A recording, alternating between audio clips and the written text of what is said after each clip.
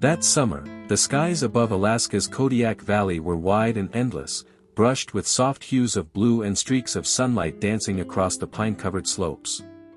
A woman named Clara had taken time off from her job as a park ranger in Oregon to embark on a solo backpacking trip deep into the wilderness of the Alaskan mountains.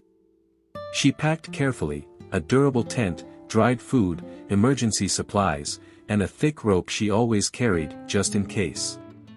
Her plan was to hike through the lesser-known trails for 7 days, soaking in the raw beauty of the valley where few travelers dared to go. By the morning of the second day, Clara found herself trekking across a narrow ridgeline framed by rugged cliffs and dense conifers.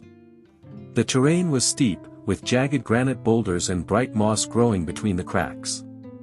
As she made her way toward a glacial ravine, she stopped to drink from her water bottle and heard something unusual, a low, guttural sound, almost like a groan, coming from below. She moved carefully toward the edge of the cliff, and what she saw made her gasp. Down below, clinging desperately to a jagged outcrop of rock just above a roaring glacial stream, was a young Kodiak bear. Its large paws dug into the gravelly slope, its hind legs slipping every few seconds. The bear looked exhausted, mud-covered, trembling, and clearly moments from falling. Clara's instincts kicked in. She scanned the surroundings and spotted a sturdy spruce tree not far from the edge. Without thinking twice, she grabbed her rope from the side of her backpack and tied it tightly around the tree trunk. Her hands worked fast, even as her heart pounded with a mix of fear and adrenaline. She edged closer to the cliff, anchoring herself with one hand on a narrow branch and the other gripping the rope tied around her waist. Below her, the bear noticed her presence. Their eyes met, one human, one wild, and something passed between them. Not trust exactly, but recognition. A fragile hope. "Easy, big guy," Clara whispered, her voice as calm as she could manage.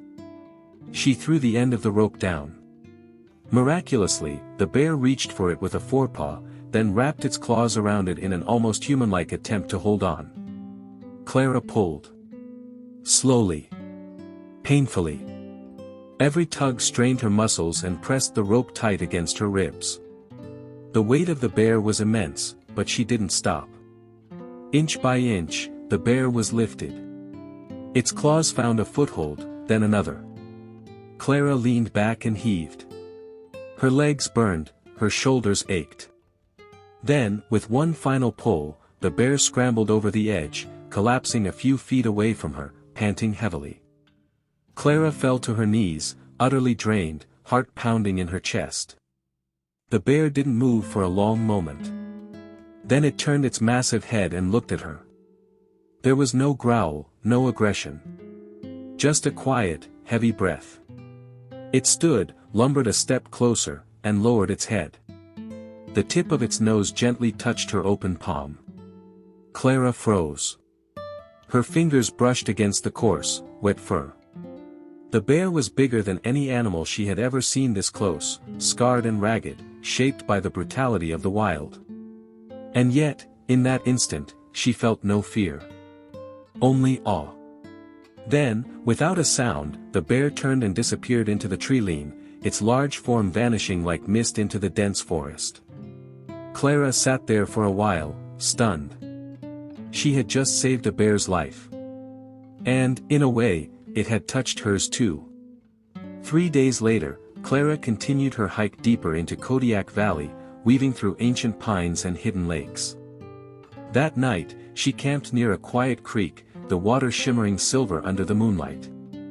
She built a small fire, ate a dinner of smoked salmon and trail bread, and curled up in her sleeping bag. Around midnight, something stirred her awake, a low, eerie howl carried by the wind. Then another. And another. Wolves. Clara sat up quickly, grabbing her flashlight and her walking stick. She unzipped her tent and stepped into the cold night air. The forest was silent except for the crackling fire and the occasional snap of twigs in the dark. Her heart began to race. Green eyes gleamed in the shadows between the trees, too many to count. A pack. The wolves emerged slowly, thin but fierce, lips curled back to show white teeth. Clara backed toward the large boulder behind her, trying to keep her movements calm. She knew better than to run. She held the stick in front of her, breathing heavily. The wolves fanned out in a half circle, their bodies low and tense. She was alone, surrounded, with no help coming. Then, just as the largest wolf took a step forward, a thunderous roar tore through the night. The wolves froze. From between two towering spruce trees, the same bear she had rescued days ago emerged, its eyes locked on the wolves. It stood tall, massive, fur bristling, and let out another deafening roar that shook the ground. The wolves snarled, uncertain. The bear didn't back down. It stomped both front paws into the earth with a force that echoed like a drumbeat. One wolf lunged forward in a desperate challenge. The bear swiped with incredible speed and sent it tumbling across the clearing with a yelp. That was enough. The rest of the wolves scattered, disappearing into the shadows like smoke, tails between their legs. Clara's breath caught in her throat. The fire crackled again, its flames rising higher, illuminating the giant bear standing just feet away from her. She stepped forward slowly, cautiously. The bear looked at her with calm, steady eyes. Clara whispered, "You remembered." The bear let out a soft rumble, not a growl, more like a sigh, and dipped its head once. Clara reached out, resting her hand gently on its fur. It felt warm, coarse, and solid beneath her fingers. For a moment, the two stood there, woman and bear, beneath the Alaskan stars. Then the bear turned, walked back into the forest, and vanished once more. Clara didn't sleep that night. She sat by the fire until sunrise, thinking about what had happened, how a wild creature had come to her aid without hesitation. She could still feel the bear's presence, its strength, its silent understanding. At dawn, she packed up her gear, deciding to head back to civilization a little earlier than planned. The encounter had changed something deep inside her. When she reached a small fishing town on the edge of the valley, she shared her story with a few locals over coffee and pancakes at a weathered diner. They listened, spellbound. An elderly woman, her eyes sharp with age, leaned over and said, "Sounds like the spirit of the land chose you. That bear's no ordinary beast." Clara smiled quietly, the image of those warm brown eyes forever etched in her memory. Every time she thought of Kodiak Valley, she remembered the bond forged between her and that powerful, gentle guardian.